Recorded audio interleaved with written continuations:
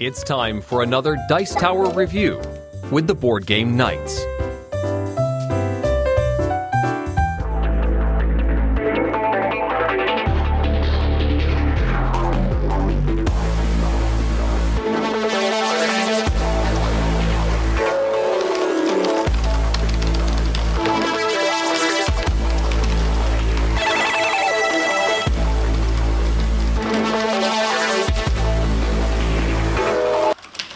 Sam, what are you doing? Shh. I'm running this.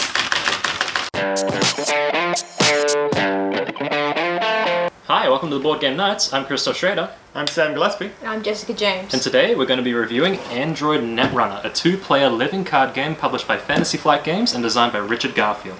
It's set in a cyberpunk dystopian future whereby there are evil corporations trying to assess evil agendas and try and advance them, while hackers try and break in and steal their information. We'll just be reviewing the core set today, but there are data packs and deluxe expansions that you can get that we'll be reviewing on a later date. In a game of Android Netrunner, players choose to play as either the corporation Or the runner. and the basic object of the game is to score 7 different agenda points. As the corporation, you'll be paying credits to advance these agendas and then score them. While the runner will be trying to gain access to them when the corp plays them in remote servers or tries to steal them directly from their hand. Playing as the corporation, you'll be trying to protect your headquarters, which is represented by your corporation card, and that represents your hand, your research and development or R&D, which is your deck, and your archives, which is your discard pile.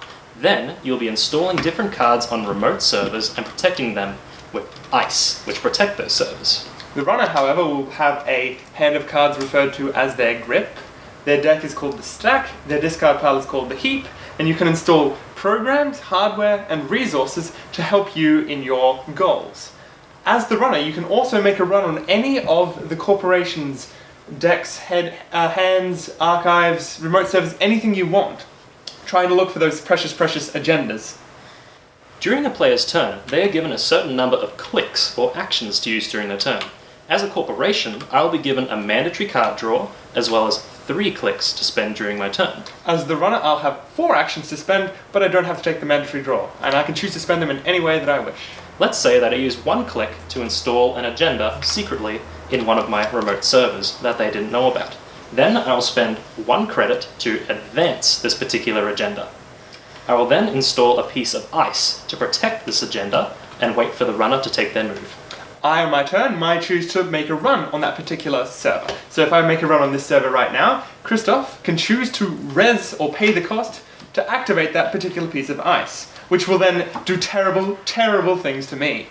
Dun dun dun dun dun dun. Ice! Sounds lovely, doesn't it? Refreshing, like a nice iced tea. No, it's not. It's awful. More like a firewall, really. Yes, there are some basic pieces of ice like Wall of Static, where their subroutines include just end the run, which is easy unless the runner can bypass it. There's some lovely ones which means that the runner loses a turn or a click, such as Enigma. There's also Hunter, which uses a trace to add tags to the runner, which is also lovely. Then there's Neural Katana, which does a lovely thing called 3 net damage. Now, net damage means that I, as the core, take a card from the runner's hand and then discard it. If they don't have any cards in their hand when I do net damage, they basically lose and pass away. Nice.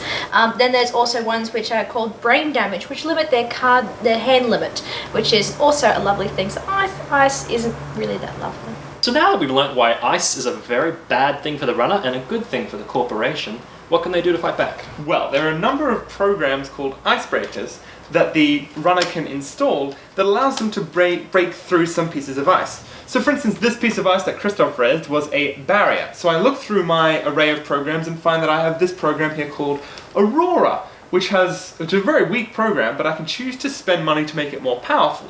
And if the strength of this icebreaker is the strength of the ice that we're trying to break, we can then break through its subroutines, which means that I don't take the terrible effects, like ending the run. And then I would gain access into that particular server, and then I can score that delicious agenda we all need. Unless it was a trap card, which I can then play as a result and really ruin his day. So, we've all played Netrunner together, against each other, with each other, and helping each other learn the game. So, there's probably going to be a little bit of a group think thing happening here. Yeah. But ultimately, when it comes down to it, we all really, really enjoy this game. Yeah, There's a lot to love. Yeah, which means we are slightly biased in the sense that we do like it. So we haven't really met anyone that doesn't really like it too much. We've met a couple of people that didn't really care for it, but I think they have pretty good reasons for doing so. It's not everyone's game. In a short time, we're building a group of about 8 to 10 people that all love this game and play it. So group thing to begin with, but we are finding more people to expand with, and we all do have different opinions on it as well. It is not all just roses, which I will start out with. My biggest problem getting into this game was it's not the most accessible game in the world. That's a big thing. Yeah. There is a lot of jargon going on here. It's like a 46-page rulebook or something like that. This. Yeah, it's a huge rulebook, and the first 2 times I played it, I was not. It was like at the end of each game night. I wasn't really sure what I was doing, and I lost both times, so it wasn't the most encouraging start. It's not very good when you're still at the end of the night because you do need to sort of concentrate. On what you're learning. It's an investment mentally. This game, here's the thing: the opposite side of that is also the biggest positive for this game. There's a lot. Yeah. There is everything in the game is considered. Your hand, your deck, your discard pile, everything is named specifically to suit the theme. Yeah. Yes. And it is incorporated in the game so flawlessly. And once you get a hand of the jargon, everything becomes a lot faster. It's intuitive. They do come with little cards that say when you click to move it around, but now we're just like, 3, 4, done. We play in a way that your opponent will be counting the clicks for you, so that they're A, engaged in your turn, and B, they're monitoring your clicks for you, so it keeps it nice and tight. Yep. Yeah. Yeah, because everything that your opponent does is so relevant that you need to be paying attention, even when they're taking a long turn working out what they're going to do. As you said earlier, we've also been finding more and more players, and that can be a little bit hard depending on where you are, but it seems that this game isn't like slowing down or disappearing, it's just ramping up with each of those additional expansions as This well. is a game that has been, it is tournament game basically, so people do actually play this game seriously, and you will see those players, they've got their hand in there like this, shuffling. Yeah, they're constantly shuffling. Because if you look at something too long, that could be a bluff. That could be something that they're like, They grab an agenda from their hand, they put it down on the table, they sit there staring at it, check it. Yeah. Alright, I'm going to advance it twice. That's now what I take mean. your turn. Exactly. So there is a serious sort of bluff and strategy poker thing going on, Yes. which I found is more serious than actual poker in a lot of ways. I think the bluff is much better than poker because poker ends up being a statistics, weird, mathy kind of game when you get into it. It's over once your hand is over. You know, you sort of lose some coins, but that's sort of it. Whereas Netrunner, that has a massive flow-on effect. You've got to maintain the bluff. Exactly. Especially when you have those trap cards. Yeah. No, I love those trap cards. That's where being a 2-player strategy game, there is a massive amount of asymmetry in this game. The idea that one person is playing as a big corporation and the other one person playing as a runner or a hacker. Just some guy. Just some guy in a basement being a hacker. And that asymmetry is, very interesting. It's themed really well. And then the gameplay, it's done really well. Yeah. It's engaging. Yeah, a note about that is that in the game, both sides have a card that allows them to draw 3 cards. In the corporation side, it's a card called Anonymous Tip, so they get some information and allows them to move things along. But for the runner, it's just an energy drink. Diesel.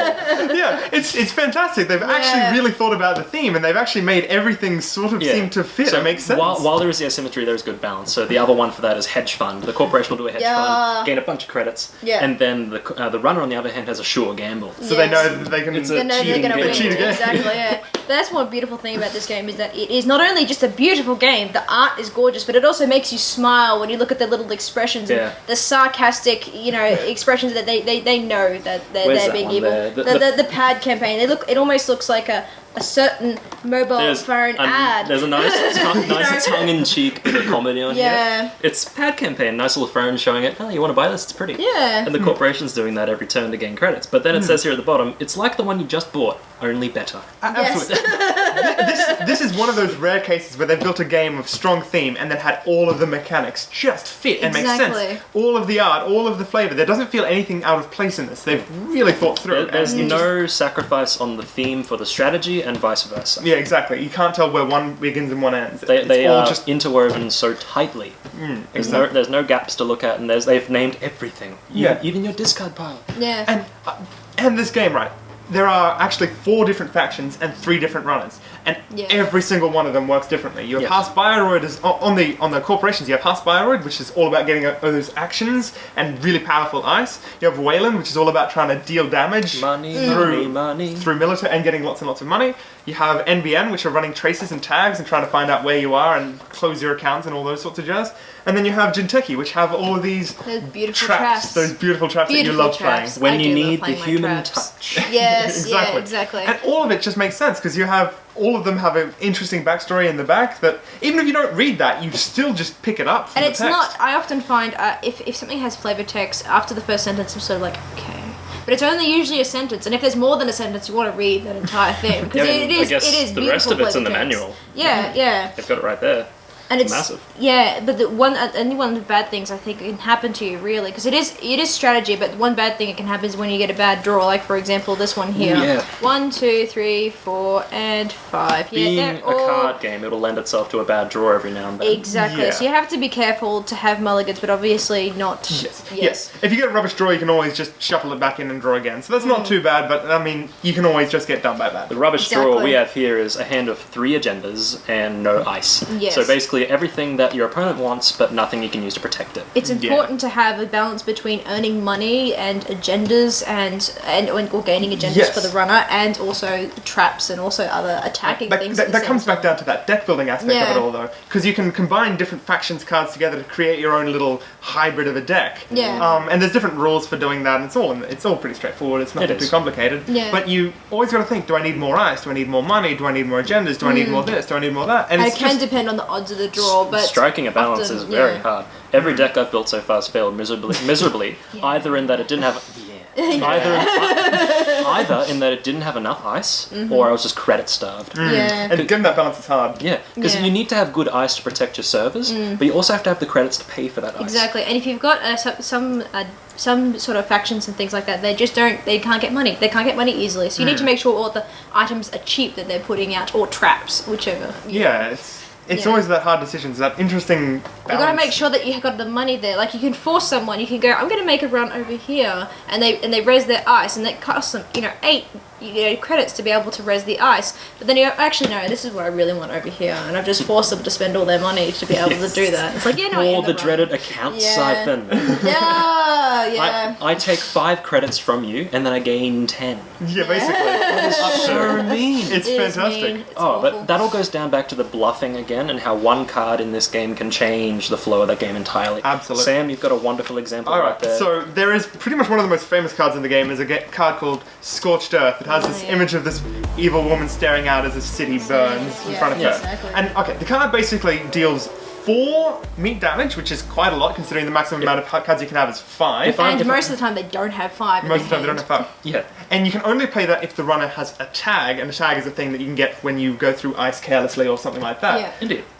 And just having this card in your deck means that there's an opportunity for you to deal massive amounts of damage to your opponents. Yeah. But it also has an interesting psychological effect. I played a game with Christoph where I had that in my hand, and he made a run on my HQ and grabbed access to it, and he saw my card was a Scorched Earth. For the rest of the game, he was so cautious to remove every single tag that he got. I got a tag, He slowed down his rid of it. momentum. He would try to be careful. I could not risk having him play this. Yeah. But what I actually did was on that next turn, I discarded it because I had other things, I had other goals and other agendas. So Christoph was playing this incredibly cautious game as a result of knowing that I may have this card when I didn't. It's not a bad thing though, because No, I've had that's a beautiful. game where I've managed to kill Christoph in the first round. That was pretty good. That was funny. That was a snare, wasn't Yeah, it? it was a snare and a bomb. Yeah, it was a really good combination. Okay, so Yeah, I made a run unfortunately. on a server which had a snare in it. Oh, yes.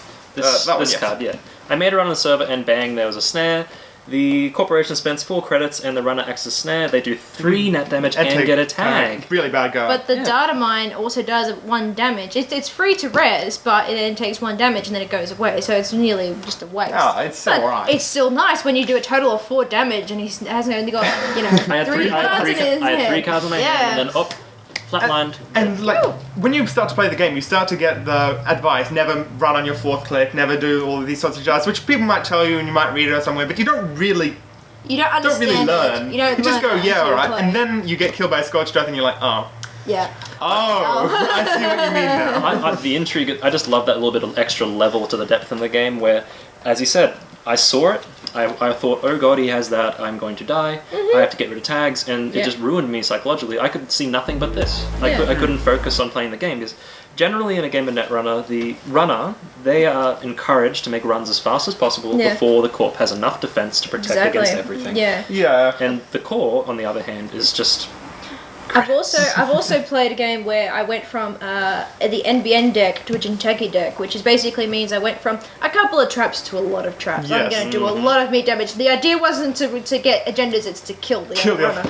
Yeah, and exactly. I was against a guy who basically was pulling everything out of my deck. He could pull up 7 cards. Yeah, and with the Anak. And so Noise. that was surprising that his deck actually managed to work around that and still managed to defeat me. I couldn't defend against it either. You got to make sure that you don't have one strategy, but it instantly went to a cautious. There's a very adaptive play strategy going on here, and that really adds to the replay value of this game. Every time you play, there's going to be a different combination, different cards being played, and you have to respond to that differently, and that's just rich. It's a really rich gameplay experience, and you have to be able to give time to that and learn it. Yes. But once you do, it's really rewarding. Yeah. It's like, if you've played this game and you didn't like it, it's probably completely understandable considering just it's so much involved in this game.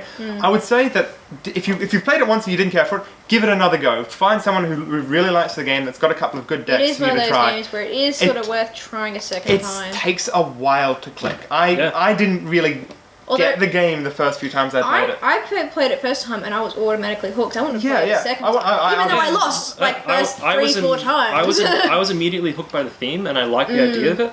Just, it was like a month after the first time I played it twice where I didn't quite enjoy it that I picked it up again. It was after playing a couple other LCGs and thinking, well, maybe Netrunner's more appealing, give that a go. Yes. And believe it or not, it's the only LCG I'm playing now. Well, that's exactly it. It's so streamlined, but we should probably wrap this up at this point. Okay, just to wrap everything up, guys, we'll give our honest opinion in a rating of this game. Yeah. Like I said, the game is very much hit or miss in terms of your accessibility, so you love it or you hate it, but we loved it, I loved it, I still want to play it some more. I'm going to give it a 9 out of 10. Yep. I'm going to go all out and say, why not? 10 out of 10. This game just goes for... I can play it all day. Yeah, I agree with Sam. 10. Yeah, cool. Yeah. Because when do you give a Easy. game a 10? When is a game perfect? When it's the game that I want to play... It's all the a time. game you always want to play. You can almost feel like you can keep playing it until you're dead and tired. Whereas, and it's one of those games where you can play it straight out of the box. You don't need to keep buying expansions, which is one of the best And if you things. do, it's just a bit more choice. We hope you enjoyed our review of Android Netrunner. We'll see you next time here on the Board Game Nights. Sam, you're tagged! Oh no, I'm out of clicks!